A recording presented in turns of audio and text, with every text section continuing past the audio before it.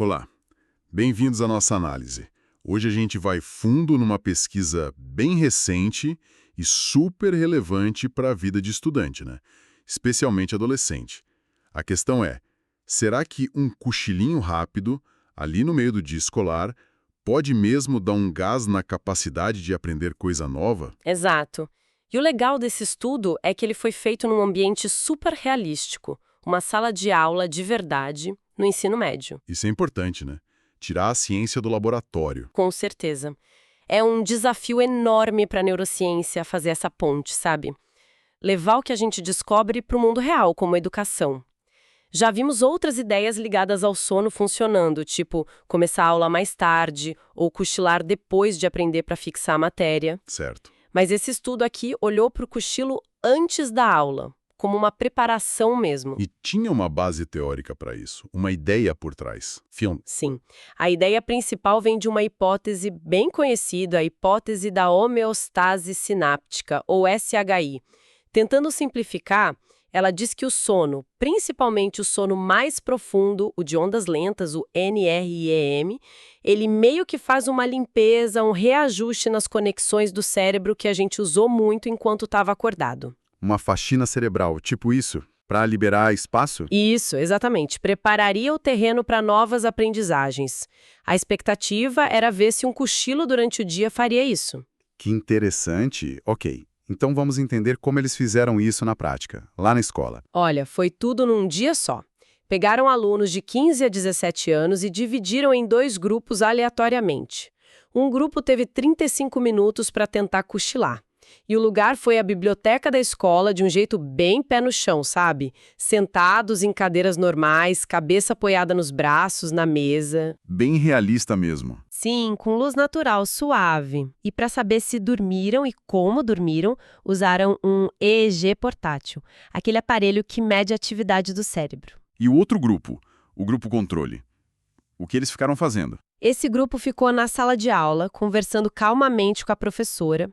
Mas, olha que detalhe importante, eles também colocaram os eletrodos do EEG na cabeça deles. Mesmo sem ir cochilar. Exato. Foi para garantir que a experiência de ter o aparelho na cabeça fosse igual para todo mundo, para isso não virar um fator de confusão nos resultados, entende? Ah, boa estratégia, para isolar o efeito do cochilo mesmo. E depois desses 35 minutos, o que rolou? Então, depois do tempo do cochilo ou da conversa calma, os 2 grupos se juntaram para o intervalo no pátio. Normal. Aí, 20 minutos depois de acordarem ou do fim da atividade calma para o outro grupo, todo mundo assistiu a uma aula de biologia de 25 minutos. Dada pela professora deles mesmo. Pela professora deles, usando slides, tudo como numa aula normal. O tema era novo para eles: evolução do universo e química do carbono. E logo depois, imagino, a prova para ver quem tinha aprendido mais. Na mosca. Uma prova de múltipla escolha, 20 questões, sobre o que tinha acabado de ser explicado. E essa grande força do estudo, o que a gente chama de validade ecológica, foi na escola, com a professora, cochilando na cadeira. Isso aumenta muito a chance do resultado valer para a vida real, né? Fora do laboratório. Faz todo sentido. E quantos alunos participaram no final? Porque sempre tem gente que sai, né? Sim, começaram com 102 voluntários, mas para a análise final ficaram 76. Foram 26 no grupo do cochilo e 50 no controle. Alguns saíram por problemas técnicos com o EEG, outros porque, olha só, já sabiam a matéria da aula. Aí não dava para medir o aprendizado, né? Claro. E teve gente do grupo do cochilo que foi excluída porque simplesmente não conseguiu pegar no sono. Nem chegaram no estágio S1, que é o mais levinho. Entendi. Então, tudo pronto. E aí? O momento da verdade. Cochilar antes da aula fez diferença na prova? Fez. E foi uma diferença bem clara, viu? O grupo que cochilou acertou em média 53% das questões. E o controle? O controle ficou com uns 43%. Essa diferença de 10 pontos percentuais foi estatisticamente significativa. Uau! 10 pontos percentuais é bastante coisa numa prova. Isso sugere que a estratégia funcionou mesmo. Funcionou. Para ter uma ideia da força disso, eles calcularam uma medida estatística, o COINS-D, que deu 0,76. Isso indica um efeito considerável, não foi algo pequeno, marginal. E o mais interessante, em média, quem cochilou dormiu mesmo os 17 minutos, dentro daqueles 35 disponíveis. Ou seja, não precisou nem ser um cochilo longo. Em seguida, isso tem um potencial prático enorme, né? Enorme. Confirma aquela ideia de que o sono não serve só para guardar o que já passou, mas também prepara o cérebro para receber coisa nova. É um argumento forte para pensar em pausas de descanso, né? Especialmente em escolas de tempo integral, onde o cansaço pega. Mas eu li que a história não foi tão simples assim, que os pesquisadores esperavam uma coisa por causa daquela hipótese SHI da faxina, mas os dados do tipo de sono mostraram algo inesperado. É isso. Aí é que a coisa fica mais intrigante. A hipótese SHI faria a gente esperar que, quanto mais sono NRM, aquele mais profundo, estágios S2, S3 e principalmente quanta mais atividade de ondas lentas, a SWA, que é a marca dessa faxina. Melhor seria a nota na prova depois. Certo, certo. Era esperado uma correlação positiva, mais sono profundo, melhor aprendizado. E o que eles acharam de fato? O contrário. Quando analisaram só o grupo que cochilou, eles viram uma correlação negativa entre o tempo que a pessoa passou no estágio 2 do sono, S2, que é NRM, e a nota na prova. Negativa. Negativa. E também acharam uma correlação negativa entre a potência dos fusos de sono, os spindles, que são umas ondas rápidas, que também acontecem no sono NRM e geralmente são ligadas a guardar memória e o desempenho na prova. Espera aí, deixa eu ver se entendi.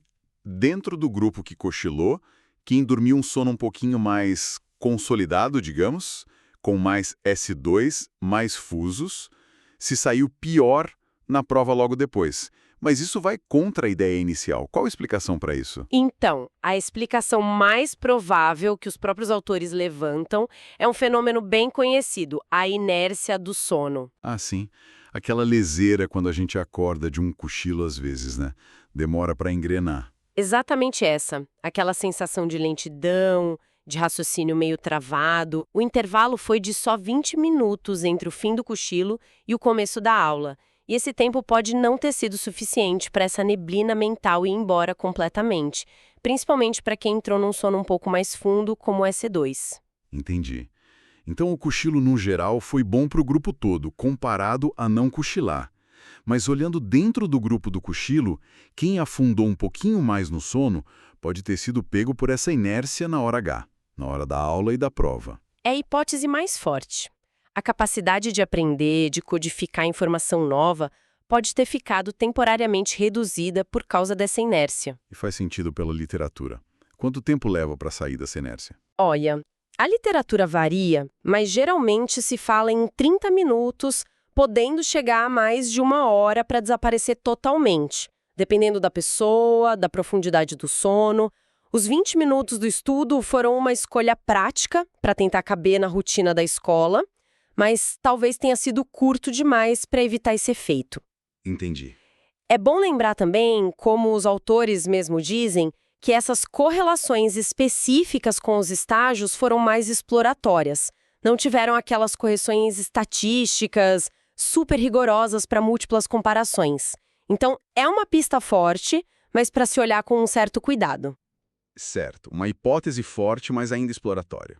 Mas teve mais uma descoberta interessante, né? Dessa vez com o sono bem superficial, o tal do estágio S1. Teve, e essa é a outra parte que eu achei fascinante. Também numa análise exploratória, eles acharam uma correlação positiva. Positiva? Positiva. Entre a porcentagem de tempo que os alunos passaram no estágio 1 do sono, o S1, e a nota na prova. S1. É aquele comecinho do sono, né? Quando a gente está quase dormindo, mas ainda meio ligado. Esse mesmo. É o estágio mais leve, quase uma sonolência. Por muito tempo, foi meio subestimado, sabe? Só a porta de entrada para os outros estágios.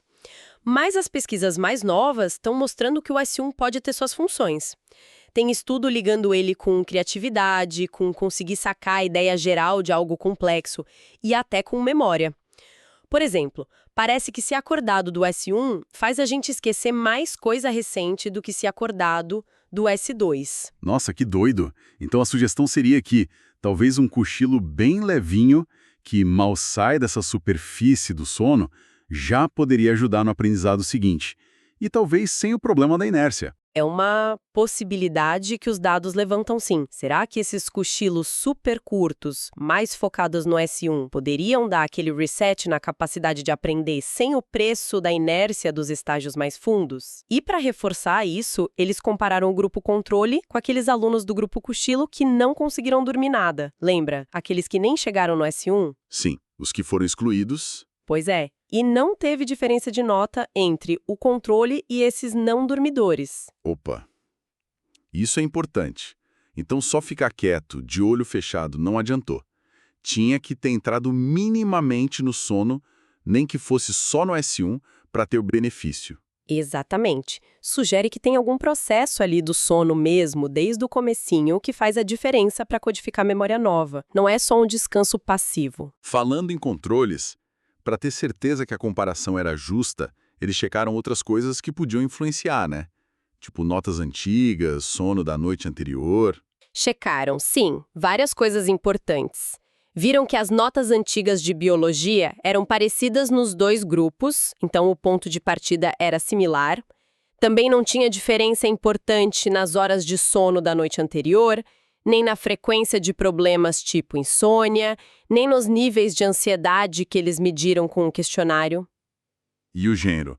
Fez diferença? Meninos ou meninas? Não, o gênero também não influenciou o resultado do cochilo. Esses controles todos ajudam a dar mais confiança de que foi o cochilo mesmo que fez a diferença. Fortalece o argumento. Mas, como toda pesquisa, ainda mais feita assim, no mundo real, deve ter suas limitações, né? O que eles apontaram? Sim, claro. Os autores são bem honestos quanto a isso. Uma limitação é o EEG portátil de um canal só. Embora seja validado, sistemas com mais canais costumam ser mais precisos para classificar os estágios do sono. Outra coisa é o desenho do estudo.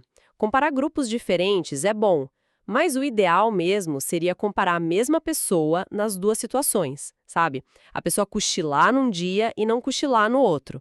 Isso controla melhor as diferenças individuais. Entendi. O desenho intrassujeito. E o fato de ser um experimento, os alunos sabendo que estavam participando, isso pode ter atrapalhado um pouco o sono deles? Pode ter afetado, sim, a presença dos pesquisadores, mesmo discretos, a situação em si. Talvez tenha dificultado um pouco para alguns pegarem no sono. E tem a questão da mudança de ambiente para o grupo do cochilo, né? Eles foram da biblioteca para a sala. O controle ficou sempre na sala, teoricamente. Mudança de contexto pode afetar a memória, mas... Mas como os não dormidores não melhoraram? Exato. Os autores argumentam que isso reforça que o benefício veio do sono mesmo, e não só de ter mudado de sala. Ok, limitações anotadas. Importante ter isso em mente. Mas no fim das contas, qual é a mensagem principal que fica disso tudo? O que a gente pode levar para a prática? Olha, a mensagem central é bem positiva, eu acho.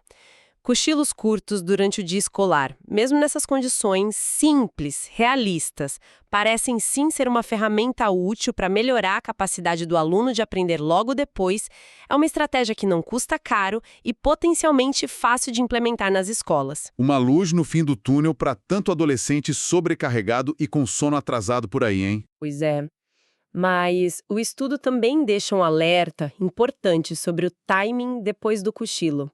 Aquela descoberta inesperada da correlação negativa com o sono NRM-S2, provavelmente por causa da inércia, sugere que o intervalo entre acordar e a tarefa que exige concentração é crucial. Ou seja, A recomendação prática que sai daqui é, se for ter cochilo na escola, talvez seja bom planejar o intervalo de pelo menos uns 30 minutos depois, antes de uma aula importante ou uma prova, para dar tempo do cérebro acordar de verdade. faz todo sentido. Cochilar sim, mas com um tempo de transição adequado. E aquela história do S1 ser possivelmente benéfico. Isso abre umas portas para pensar diferente sobre o descanso, né? Abre muito. Para mim, essa é talvez a parte mais instigante para pesquisas futuras. E leva a gente para uma reflexão final, né? Se o S1 pareceu bom e os estágios mais fundos trouxeram a inércia como problema nesse cenário de voltar rápido para a aula, será que intervenções ainda mais curtinhas poderiam funcionar? Como assim? Talvez um descanso focado só em atingir aquele limiar do sono, o S1, por pouquíssimos minutos. Será que isso daria uma renovada na capacidade de aprender sem o efeito colateral da inércia? Uma espécie de micropausa restauradora de sono S1. Que ideia! Define um desafio interessante para a ciência, né? Qual a dose mínima eficaz de descanso para otimizar o aprendizado nesse ritmo doido do dia escolar? Exatamente. Um campo bem fértil para explorar, sem dúvida.